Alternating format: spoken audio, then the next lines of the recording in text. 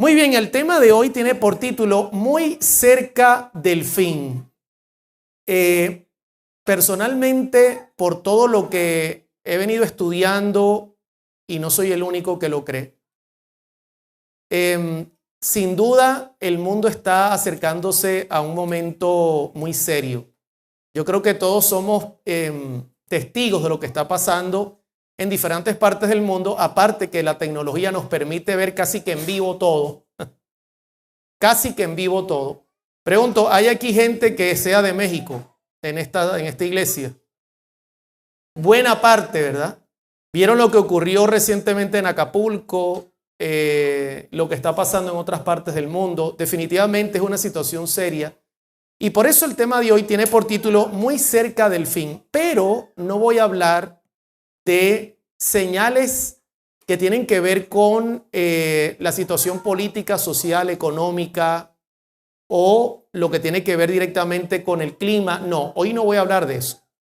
Hoy voy a hablar sobre todo de una señal que tiene que ver con la parte espiritual. Porque yo creo que estamos muy claros de que lo que está pasando en el mundo para nada es normal. Pero tenemos que también mirar la parte espiritual. ¿Qué dicen las profecías en cuanto a la parte espiritual? Por esa razón, yo les voy a invitar que inclinen su rostro. Vamos a tener otra palabra de oración porque orar siempre es bueno. Querido Padre, al abrir tu palabra, rogamos tu presencia en este lugar y sobre todo que nos des inteligencia, sabiduría y sobre todo tu espíritu para nosotros poder entender tu palabra.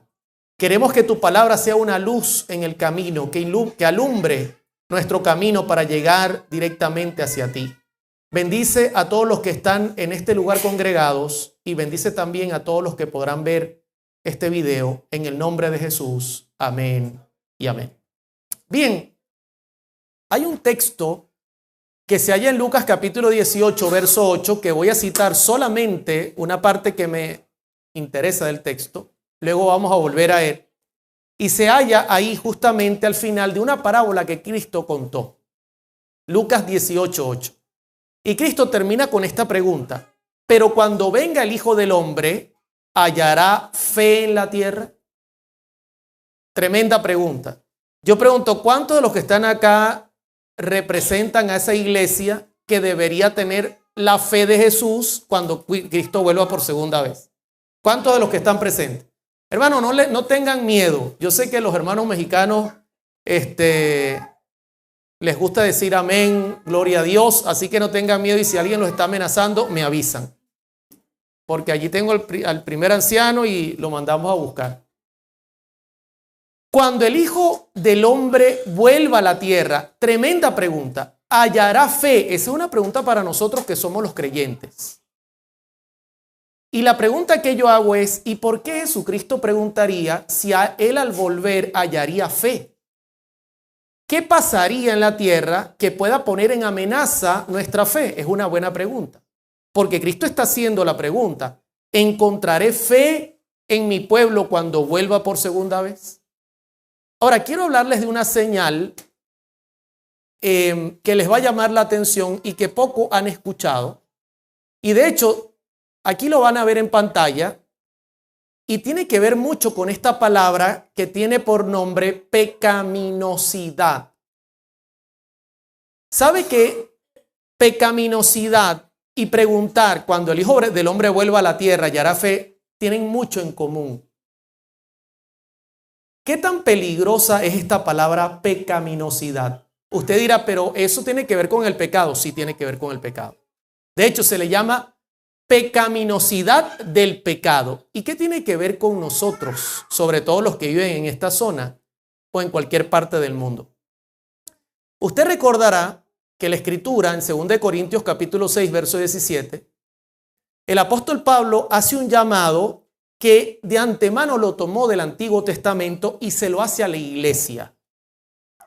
Por lo cual, dice Pablo, salid de en medio de ellos. Cuando dice de en medio de ellos, está hablando Pablo sobre todo de un mundo que estará rodeado por el mal y que en ese ambiente maligno la iglesia estará en peligro de morir ahogada. Por eso dice, salgan de en medio de ellos. Y apartaos. Esa palabra apartar está muy ligada en el Antiguo Testamento a la palabra kadosh, que es apartarse en santidad. Fíjense lo que está diciendo. Salgan de en medio de ellos y apártense en santidad. Apartaos, así como el sábado es santo y es apartado para uso santo, dice el Señor. Y no toquéis lo inmundo y yo os recibiré. Fíjense todas las condiciones. Pero quiero enfatizar sobre todo el punto que estoy trazando ahora, que tiene que ver con la pecaminosidad. Cuando el Hijo del Hombre vuelva a la tierra, ¿hallará fe? ¿Qué es la pecaminosidad del pecado? Buena pregunta. ¿Cómo nos afecta en la fe? Buena pregunta. Usted dirá, hermano Oliver, todavía no ha llegado a dónde va, porque todavía estamos esperando que llegue para saber para dónde va. No se preocupe que vamos a llegar. Vamos poco a poco, pero vamos. Yo le hice esta pregunta a la inteligencia artificial que hoy día está muy de moda. Fíjense que no tiene nada que ver con religión, ni siquiera. Yo le hago la pregunta a un sistema. Defíneme qué es pecaminosidad del pecado. Y quiero que noten lo que ella me dijo. Ella me dijo lo siguiente. La pecaminosidad del pecado se refiere a la idea de que el pecado es inherentemente destructivo y perjudicial. Ahora, voy a parar un momentico acá porque lo que está diciendo es correcto. Hermano querido, el pecado es perjudicial. Desde su concepto en todos los sentidos es destructor. Y el sistema, la inteligencia artificial lo reconoce. Y luego dice, afectando tanto al individuo como a su entorno de diversas maneras. Eso es pecaminosidad. Yo se lo voy a decir en español para que usted ahora lo entienda. Si usted que vive aquí o que vive allá en México, en Ciudad de México, o que vive en Los Ángeles, o que vive en Caracas, Venezuela, si usted está rodeado de un entorno de pecado, eso va a afectar su vida y su entorno. Usted podrá hacer lo imposible por mantenerse santo, pero al estar en un lugar donde hay pecado, le va a afectar. Y por eso Cristo dijo, cuando el Hijo del Hombre vuelva, hallará fe. ¿Podrá mi pueblo lograr revertir lo que el pecado podrá hacer en contra de ellos? Déjeme decírselo en palabras de Elena G. de White. Yo pregunto, acá ustedes leen Elena G. de White, ¿verdad? La pregunto por si acaso. Esta semana vamos a usar algo de ella. El conflicto de los siglos, página 543, párrafo 1. Hasta los niños pueden entender esto. ¿Cómo es tu nombre, hijo? ¿Cómo? Brian. Bienvenido, Dios te bendiga. Oliver Coronado para servirte. Hay una ley de la naturaleza intelectual y espiritual según la cual modificamos nuestro ser mediante ¿qué cosa? ¿Cómo se modifica nuestro ser? Contemplando, hermano. Y se lo voy a decir en español aún mucho más claro. Lo que usted oye, lo que usted ve, con quien usted anda. Eso modifica su carácter. La inteligencia se adapta gradualmente a los asuntos en que se ocupa. Se asimila a lo que se acostumbra a amar y reverenciar. En pocas palabras, le hago una pregunta técnica. Si usted está rodeado por gente santa, ¿será que eso se puede pegar? La santidad, que la hermana dijo que no, déjeme decirle que sí es posible. Si usted se rodea por gente santa y gente que ora, que estudia la Biblia, lógicamente se va a animar. Pero le hago una pregunta técnica. ¿Y si usted se reúne y su entorno es pecaminoso, puede poner su fe en peligro, sí o no? Totalmente. Porque hay una ley en la naturaleza, hijo. Dime, hay un dicho que dice, dime con quién andas y te diré quién eres. Por eso Cristo dijo, cuando el Hijo del Hombre vuelva a la tierra, hallará fe. ¿Sabe lo que nos quiere decir ese pasaje? Que el mundo estará a tal nivel de maldad que si nosotros no tomamos acciones serias, nos podemos perder. Yo quiero ir un poco a la Biblia. Por eso voy a citar, y estamos hablando de la venida de Cristo, Lucas 17:26. Y quiero decirle algo. Lucas 17:26 antecede el texto, cuando el Hijo del Hombre venga a la tierra y hará fe. Son los textos que están antes. Y Cristo dice, como fue en los días de Noé, así también será en los días del Hijo del Hombre. O sea que en nuestros días, la tierra se volverá como estaba en los días antes del diluvio. Y la pregunta es, ¿y qué tan mala era la gente? Bueno, si usted lee Génesis 6, note que lo dice, mire, cuando Moisés repite algo, muchas veces no lo hace por coincidencia. Y Moisés escribió el libro de Génesis. Verso 11, y se corrompió la tierra delante de Dios, y estaba la tierra llena de violencia. Y miró Dios la tierra, y aquí que estaba corrompida, porque toda carne había corrompido su camino sobre la tierra. ¿Qué palabra se multiplicó en este pasaje? Corrompido. Pregunto, ¿Noé estaba en peligro en sus días, sí o no? Porque la pecaminosidad del pecado era pequeña o grande. Grande. ¿Podía influenciarlo a él a andar por malos caminos? Sí. Pregunto, ¿y en nuestros días? No me puedo quedar allá, hermana, tengo que venirme a nuestros días. En nuestros días, ¿será que la iglesia puede estar en peligro de que Cristo le pregunte cuando el Hijo del Hombre vuelva y hará fe? ¿Sí o no? Claro que sí, hermano. Estamos repitiendo la historia y vamos directo, lamentablemente, al desastre. Pero lo maravilloso es que si Cristo hace la pregunta en los días de Noé, Noé responde. Y lo vamos a ver en Génesis 6. Pero Noé halló gracia ante los ojos de Jehová. Amén. Hermanos, si Noé logró sobrevivir, nosotros también. ¿Sabe que hubiese sido trágico que Génesis termine diciendo que se ahogó todo el mundo? Y que el arca quedó flotando con un poco de animales, hermano, nada más. Eso sí hubiese sido trágico. Pero la Escritura dice que Noé halló gracia. Y noten lo que dice, Noé, varón justo, era perfecto en sus generaciones, con Dios caminó Noé. Óigame, si Noé lo logró, yo creo que nosotros podemos lograrlo, hermanos. ¿Cuántos están conmigo? La pregunta es, ¿y cómo lo logró? Pero vamos a hacer algo. Yo vengo dentro de unos 5 años a visitarle otra vez y les respondo. Aquí son igual que los hermanos donde yo estaba hace poco, que eran dominicanos, como que la sangre se mezcla. Y me decía, hermano Oliver, siga. Les gusta que uno llegue al punto final, no dejar la cosa por la mitad.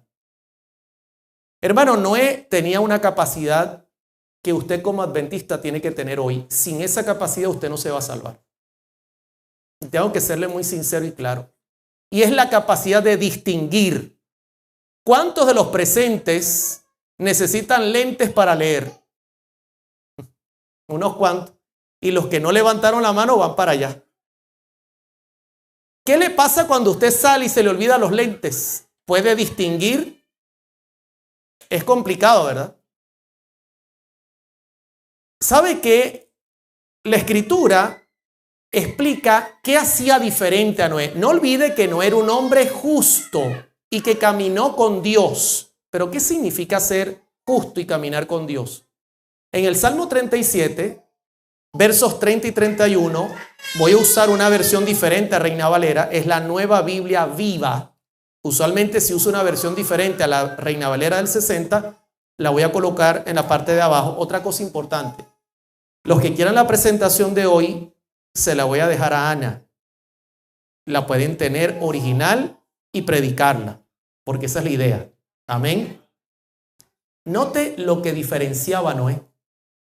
El justo es buen consejero, sabe distinguir entre qué cosa. La ley de Dios está en su corazón y jamás resbalan sus pies. Noé era un hombre justo. Lo que le permitía era distinguir entre el bien y el mal. ¿Sabe qué es lo serio de la pecaminosidad del pecado? ¿Sabe lo primero que se come la pecaminosidad del pecado en su vida espiritual? Es la capacidad de entender qué es lo bueno y qué es lo malo. Eso es lo primero que se come. Entonces usted termina viendo películas que usted no sabe si son buenas o malas. Gracias. Usted termina oyendo música y mucha gente me llama, hermano Oliver, ¿esta canción es buena o mala?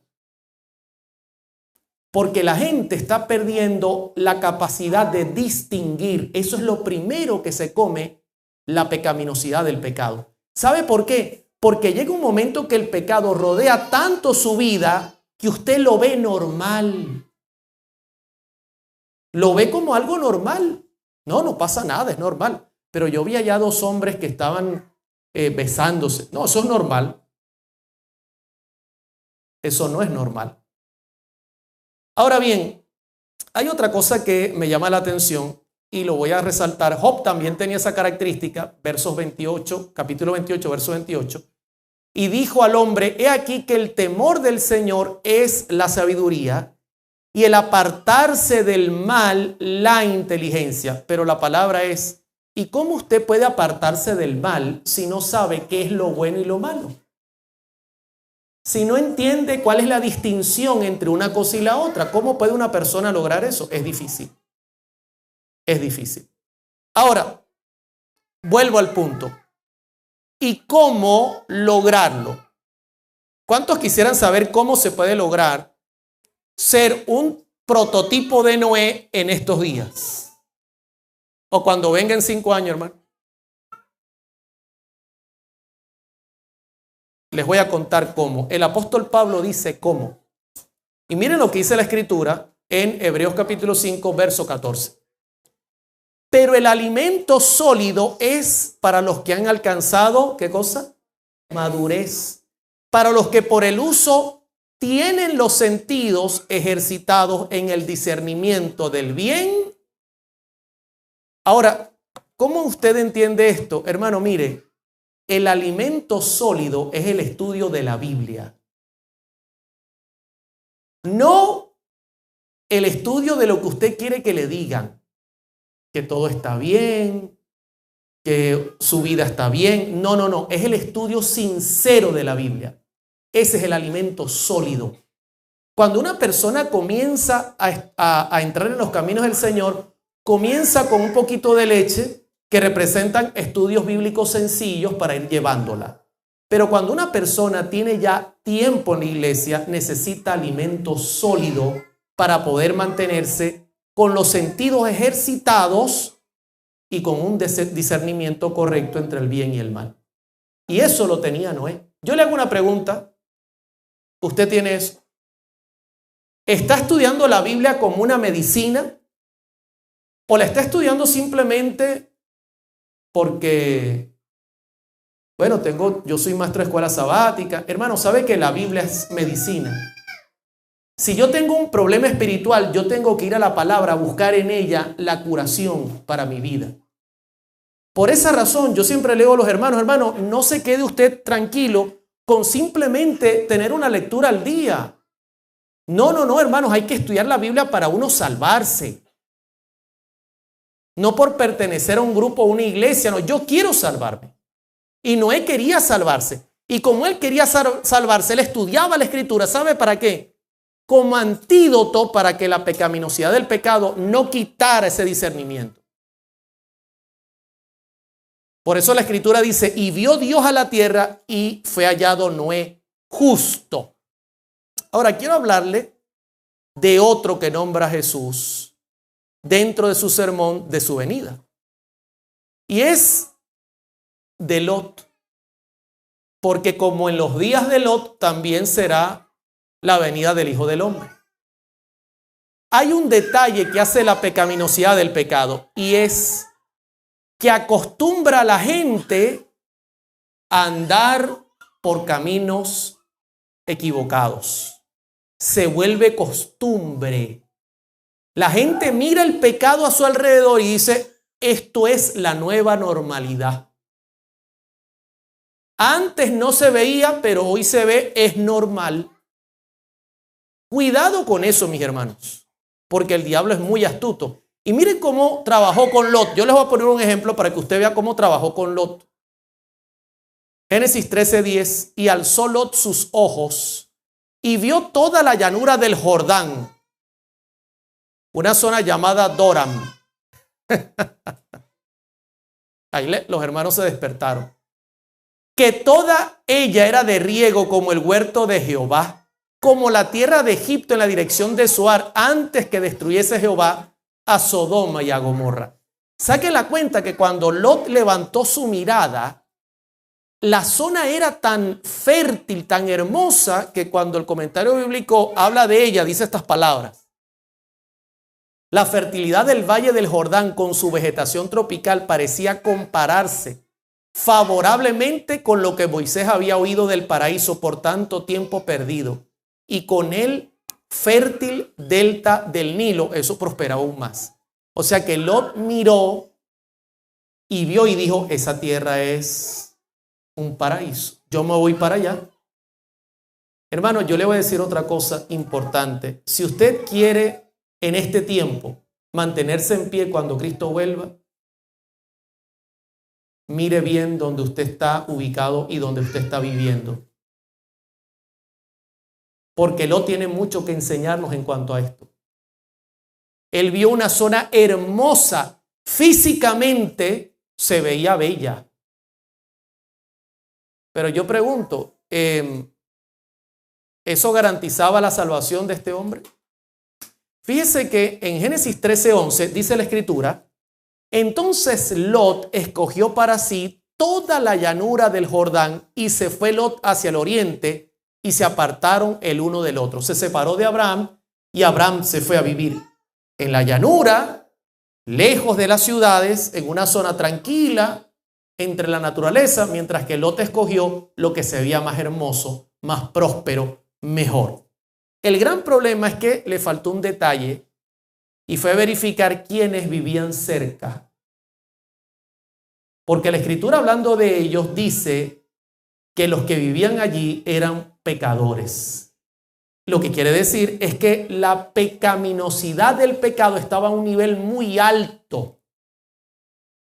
Lo que quiere decir que los que se iban a vivir ahí estarían en mayor peligro.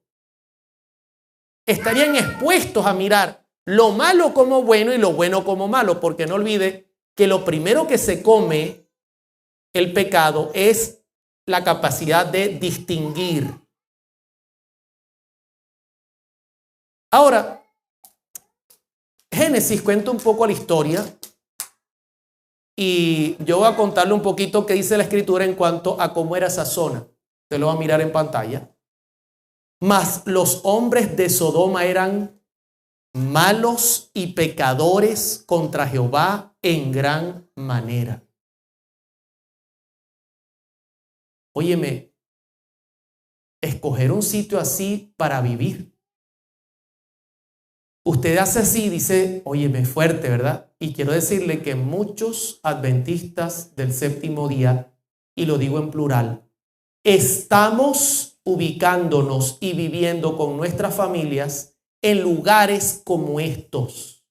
Y nosotros estamos en esos lugares, Ana, y ¿sabe qué piensa nuestra mente? Aquí viene el pecado con la pecaminosidad del pecado. No te preocupes. Eso no es tan malo como parece. ¿Qué pasa con la distinción? ¿Se está perdiendo? No es tan malo como parece. Oye, pero cuando yo vivía allá en el campo, yo no veía esas cosas que se ven aquí. Sí, pero eso no es tan malo como parece. Eso no te va a hacer efecto. ¿Se imagina Lot? ¿Se imagina las hijas? ¿Sabe que Lot se fue con un gran número de siervos que se reunían y hacían culto con Abraham? Era gente que levantaba altares donde llegaba. Gente creyente que se distinguían por ser seguidores de Jehová. Y de repente llega a Sodoma y a Gomorra y Dios mira y lo único que consigue es que hay un hombre viviendo en santidad. ¿Y qué pasó con la mayoría? ¿Qué pasó con el resto? Con su familia. Ahí está la respuesta. Se rodeó de gente mala y como ya se había comido la pecaminosidad del pecado, la capacidad de distinguir, dijo, no va a pasar nada. ¿Sabe qué? La sierva del Señor habla sobre esto y dice, Lot escogió a Sodoma como lugar de residencia porque se preocupó más de las ventajas temporales que iba a lograr que de las influencias morales que lo rodearían a él y a su familia. ¿Qué le parece eso? Pero yo lo veo como preocupado usted. Parece que hoy usted no está leyendo la Escritura, sino la Escritura lo está leyendo usted. Es fuerte cuando uno se mira en el espejo, ¿verdad? Sobre todo en el espejo divino. Porque ¿sabe qué? Los profetas le están diciendo, examínate. Examina tu camino. Mire lo que se preocupó Lot. Voy a llevar a mi familia. Yo he escuchado mucha gente que me dice, hermano Oliver, yo voy a irme a tal lugar porque quiero que mis hijos tengan la mejor educación. Quiero que mis hijos tengan la mejor. Quiero que mis hijos tengan, quiero que mi familia tenga. Pasa los años y le pregunto, ¿y qué tal te fue el plan? Toditos se fueron al mundo. Claro, porque te preocupaste más de las ventajas temporales. Hermano, este mundo se va a acabar, ¿sabe? De nada sirve que el diablo nos presente en el infierno y digan, les presento Oliver Coronado, físico, químico, médico con 10 posgrados, estudió en las mejores escuelas, pero aquí está perdido. Ventajas temporales. Pero quiero continuar y mire lo que sigue diciendo. Y no terminan aquí los malos resultados de su elección egoísta. La corrupción moral del lugar estaba tan entretejida. Escuche esto, porque esto es la pecaminosidad del pecado. La corrupción moral del lugar estaba tan entretejida con el carácter de sus hijos.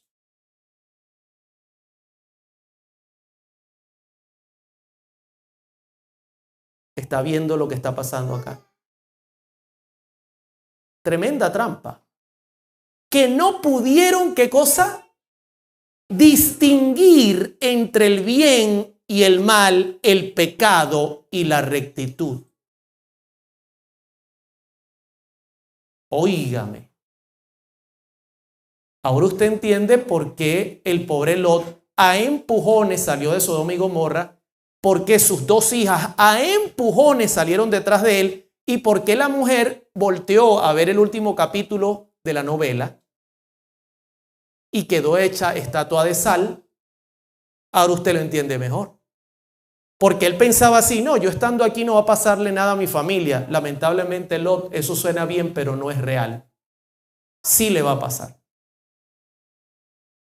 Ahora, usted va a entender otro texto que es un texto profético que apunta a la venida de Cristo. Porque no olvide que el tema es la venida de Cristo. Ahora usted entenderá por qué la Escritura, cuando habla de la iglesia, que es la que debe manifestar el carácter de Dios en la tierra. ¿Cuál es el carácter de Dios, hermanos? Primera de Juan 4:8. El que no ama, porque Dios es amor. Mire lo que dice Mateo 24:12 en relación a. Y por haberse multiplicado la maldad, ahora usted lo va a entender. Se multiplica la maldad. No pasa nada, hermano Oliver. Sí pasa. La maldad le roba a los hijos de Dios el santo carácter que deben imitar de Él. Y entonces la explicación que da Cristo es, mira, ¿saben por qué la iglesia no va a tener amor en los últimos días? ¿Sabe por qué cuando el Hijo del Hombre venga a la tierra hallará fe? Pregunta, porque se multiplicará tanto la maldad y nosotros estaremos, no pasa nada. Yo estoy en esta ciudad porque, y yo he buscado este lugar porque son cosas temporales de crecimiento. ¿Y tu familia? Dice, como resultado, el amor de muchos se enfriará. Y está hablando de la iglesia. Se lo voy a decir en el griego original. En el griego original no dice así. Hay textos que yo digo, ¿por qué los tradujeron tan mal? En el griego original, ¿sabe cómo dice? Dice, y por haberse pisoteado la ley, esa es la maldad. el amor de la mayoría se enfriará, dice en el griego original. Por eso Cristo pregunta, cuando el Hijo del Hombre venga, ¿hallará fe? Ahora, a ver si ustedes han estado atentos. Si yo soy un mal maestro, no van a tener la respuesta. ¿Recuerdan qué hacía justo y qué diferencia tenía Noé?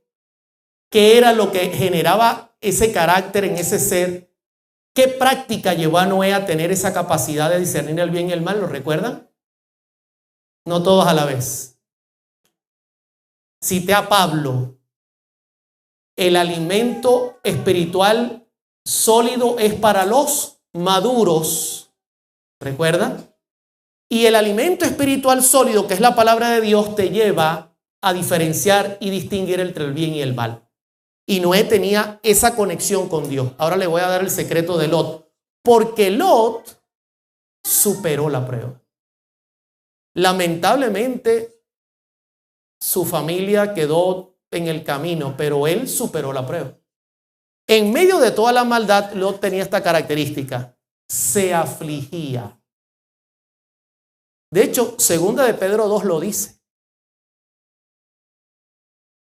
Capítulo 2, versos 7 y 8. Y libró al justo Lot, abrumado por la nefanda conducta de los malvados. Porque este justo que moraba entre ellos, recuerda el primer texto, salir de en medio de ellos. Pero él cometió el error de irse a lo contrario, irse con ellos. Pero este justo que moraba entre ellos afligía cada día su alma justa, viendo y oyendo los hechos inicuos de ellos. Ahora voy a terminar, hermanos, el tema, porque no les voy a quitar más tiempo, contándoles los textos que anuncian el texto cuando el Hijo del Hombre venga a la tierra hallará fe. Y eso nos dice cuál era la característica de Lot. Cristo narró una parábola. Ya tenemos un primer punto, hermano. Si usted quiere pertenecer a ese grupo especial, debe estudiar la Escritura. No por encimita. Esto es un antídoto contra el mal. ¿Sabía que la Biblia es un antídoto contra el mal? La debe estudiar con sinceridad, buscando en ella la salvación, no por encimita. Esta semana la vamos a estudiar fuertemente. Pero hay una segunda característica, y Cristo la añadió justo después de hablar de Lot y de Noé. Y se la voy a presentar en esta parábola rápidamente. Lucas 18:1. Y también le refirió Jesús una parábola sobre la necesidad de ¿qué cosa? ¿Sabe que ese es el contexto directo después de que Cristo habla de Lot? Lo que hacía a Lot diferente era que Lot se afligía y se acurrucaba ahí en su cuarto y oraba y decía: Padre, ten misericordia de mí, que estoy en medio de este mundo que perece. Ayúdame. Yo le doy gracias al Señor porque a nosotros los latinos, los de México, los de Venezuela, nos encanta orar todo el día. ¿Por qué usted se ríe, hermano? Es difícil orar, ¿verdad? ¿A cuánto les cuesta orar? Cuesta, ¿verdad? Yo le contaba hace poco cuando estuve allá en Lawrence, en Massachusetts, que mi mamá una vez pensó que yo oraba por horas cuando era niño. Yo tendría la edad un poquito más grande que Abraham, el hijo de Ana. Y estuve de rodillas y me arrodillé a orar. Al lado estaba mi mamá antes de dormir. Y mamá se da cuenta que tenía 20 minutos arrodillado ahí orando. Con la edad del niño es. Pero cuando ya tenía media hora, mamá dijo, se durmió. Y literalmente no había pasado un minuto cuando me había quedado dormido. ¿Cómo nos cuesta? Pero Jesús dice sobre la necesidad de orar siempre y no desmayar. Diciendo, había en una ciudad un juez que ni temía a Dios ni respetaba a hombre. Había también en aquella ciudad una viuda, la cual venía a él diciendo, hazme justicia de mi adversario. ¿Sabe que esa viuda nos representa a nosotros? Y el juez injusto, increíblemente en la parábola, representa a Dios. Recuerde que es una parábola. Ahora bien, dice, verso número 4, y él no quiso por algún tiempo. sea, no había una respuesta. Pero después de esto dijo dentro de sí, aunque ni temo a Dios ni tengo respeto a hombre, sin embargo, porque esta viuda me es molesta, le haré justicia. No siendo que viniendo de continuo me agote la paciencia. Mira, Gonzalo, en el griego original no dice así. En el griego original dice, no sea que viniendo tanto tiempo ya me deje los ojos morados de tanto molestar. Hermano, la única manera que la iglesia pueda mantenerse de pie cuando Cristo vuelva es comiendo la Biblia como medicina y arrodillándose pidiendo a Dios poder para vencer. El mismo Señor dijo, y dijo el Señor, oíd lo que dijo este juez. ¿Y acaso Dios no hará justicia a sus escogidos que claman a Él día y noche? ¿Se tardará en responderles? Buena pregunta. Y en este contexto, luego de hablar de Noé y de hablar de Lot, viene el texto con que inicié. Pero cuando venga el Hijo del Hombre, hallará fe en la tierra. Se lo voy a decir ahora en un idioma que usted lo puede entender. Conclusión del tema. Cuando Cristo vuelva por segunda vez, el único que pueda estar de pie esperando el regreso de su Salvador es aquel que tome la Biblia y la estudie, no para cumplir con un número en escuela sabática, sino para querer salvarse. Y el único que pueda estar de pie, además de hacer eso, va a tener una conexión en oración con Dios diferente a lo normal. Usted dirá, hermano Oliver, pero no, ni uno ni lo otro, ¿cómo hacemos? Qué serio es el ser humano, ¿verdad? ¿Cómo puedo resolver esta falta que yo tengo? Bueno, déjeme decirle algo, usted no puede. Esa es la mala noticia de esta noche. No puede. Tengo que ser sincero. Usted no puede. Pero le voy a dar la fórmula. Hermano y hermana,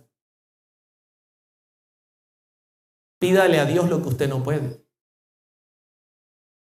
Es tan sencillo como eso. Mira, esta noche, en vez de llegar a su casa y orar, si es que lo hace, y de la manera que lo hace, Padre, te doy las gracias. Le chocaron el carro, el hombre se fugó y no le pagó, le robaron el celular, cayó un rayo en su casa y se quemaron todos los electrodomésticos, y la persona se arrodilla y dice, gracias, Padre, por todas las bendiciones que me diste en el nombre de Jesús, amén. Así estamos orando. Esta noche, cuando usted llegue, arrodíllese y dígale al Señor, Señor, necesito estudiar tu palabra como medicina, pero no me nace. ¿Puedes hacer algo por mí? Señor, necesito orar más con fe, pero no me nace en el corazón. Tengo esta batalla terrible, lo reconozco. ¿Puedes hacer algo por mí? Hermano, por ahí comienza el cambio, ¿sabía? Reconocer lo que usted no tiene. Pero ahí en esa oración faltan más cosas. Señor, reconozco que estoy rodeado por el mal y que mi capacidad de distinguir lo bueno y lo malo se hace cada vez peor. ¿Puedes ayudarme con eso? ¿Sabe que ahí es donde comienzan las decisiones? Por eso Abraham dijo, yo no voy a ir a Sodoma y Gomorra. Decidió bien. Por eso Noé tomó la decisión correcta, porque mantenía esa unidad. Esa es la clave. Yo oro al Señor esta noche, hermano, para que usted se despierte en el nombre de Jesús, porque el mundo está llegando a su final. ¿Cuántos están conmigo esta noche? Vamos a colocarnos de pie, voy a tener una palabra de oración y vamos a cerrar con el himno 166. Oremos. Querido Padre, quiero darte las gracias, Señor, por tu palabra. Porque tu palabra, Señor, es para nosotros como esos lentes que hacen que nuestra vista mire con perfección las cosas. Sin ellos, todo se ve borroso. Es difícil distinguir entre lo bueno y lo malo. Tropezaríamos por todo el camino. Y lamentablemente esa es la historia de nuestra vida. Hemos tropezado vez tras vez porque no queremos usar todas las herramientas que tienes para nosotros. Ayuda a tu iglesia. Danos ese anhelo de estudiar tu palabra y sobre todo, ayúdanos a orar más, a colocar todos nuestros planes en tus pies, a aprender a depender de ti. Si tú quieres, lo haremos, y si no, seremos felices igual. Ayúdanos, Señor, a tener esa fe genuina que tú necesitas de tu pueblo. Y cuando el Hijo del Hombre vuelva a la tierra, hallará fe. Ayúdanos a nosotros a responder: aquí te esperamos, Señor. Ven por nosotros. Gracias por habernos escuchado. Bendice esta semana. Bendice a mis hermanos donde quiera que se encuentren. En el nombre de Jesús. Amén y amén.